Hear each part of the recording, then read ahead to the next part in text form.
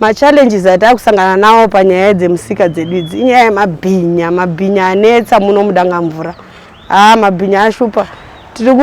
Izvozvi takutotadza nekutotengesa in time because mabasa edu ekutengesa mavheji nemadomasi vanhu vanonyanya kutenga especially wabva kumabasa kutauni vanotenga kumazuva rodoka kuma 6-7 but now hatichakwanisi kutengesa kuma 6-7 because ndo pakunenge wasviba wautotya kuti ndikada kuzoti nditomirire wachabva town inini kumba kwacho ndozoenda sei ende pamwe pacho unogona kuzotongobatwa futi uri panapa nekuti kurungonzi unotongobatwa anytime nayo mabhinya iwo.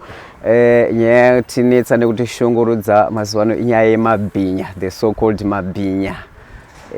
Arurepa nekucheka vanhu manje zvataafecta muno mudangamvura pakuti pamabasa etinenge tichiita anoitwa even others nevagari vomuno zvakuafecta manje patime. Usually vanovhara kuma 8 but now forced kuvhara kuma 5 or before that nekuda kwemabhinya. Isusu tatambudzika nenyaya yemabhinya. Todziti mbavha noti dzakauya dzichinzi mbavha dzine mabhemba vari kufamba usiku vachirepa vana kunyanya isu vanhukadzi kurepwa ende makesi evanhu varepwa muno moyo wakadzi wati wandei. Tina 1 week pane one abva kubatwa pacomplex apasi akabatwa akapondwa akatsemurwa kungope kwesoku.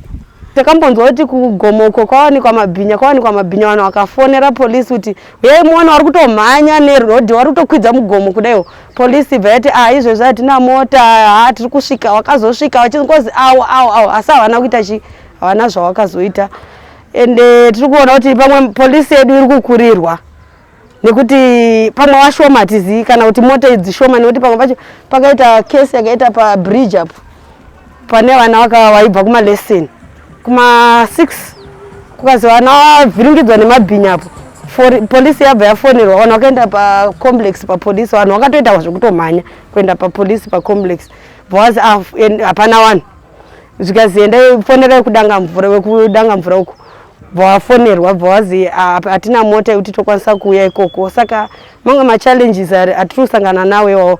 Manzwira atakazviitawo sekutaura kwakaita vamwe vanhu pane vashandi vaishanda mutauni vaive mumarengi mazuva avakatandaniswa kana kuti avakanzi varegere kuita saizvozvo padangamvura rengi ndopapakazara vanhu saka vanhu vese vakangofungira kuti ndo timu ripi iroro rakabviswa ipapo ndo rakuita izvi asi takuona kuti waafamba kwacho kunana dora kupi nekupi vari kusvika kuti dzichiridzo mhondi dzacho here kana kuti hameno asi mhondi dzashata ende vari kufamba nemabhemba wakapfeka maudhu eblack wakafika mumusoro.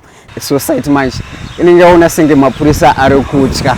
Tachataitokumbirawo kuhurumende kutoti kana wakabatana masoja nepolisi wombotenderera.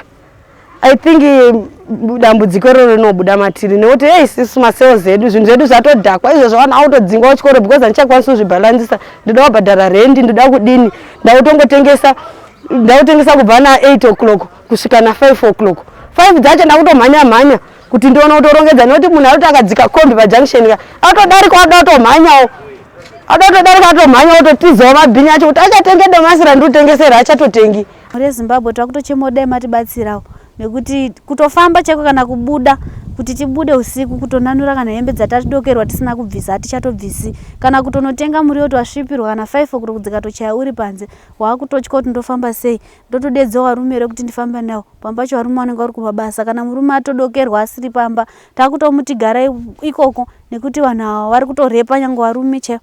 Taifuza daisi vakaita intervene womasoja nditika voita in operation iri so massive taifuza kuti vanogona kubatwa ini because mabhinya anotaurwa havarisi vanhu vanosvika kuma100 otherwise just 5 or 10 somewhere there then pakaiyawo masoja akagarira akadai nekuonekoko chichi I think ndona singe zvinokabatsirika ini pane kuti society yese ishayiwa rugare then vanhu vaite curfew kuma 6 nokuda kumabhinya anonzi pane mabhinya asi tine security yehurumende. The Zimbabwe Public Police wishes to alert residents of Dangamvura and the surrounding areas about an increase in robbery cases. As such, we urge members of the public to remain vigilant and take practical measures to safeguard themselves, their families, and their property. They should avoid walking alone at night, especially in secluded places, and where possible, move in groups or use safe and reliable transport. We also appeal to parents and guardians to know the whereabouts of their children and discourage them from moving around unnecessarily during the late hours. The fight against crime is a collective effort. We therefore encourage the public to continue working closely with the police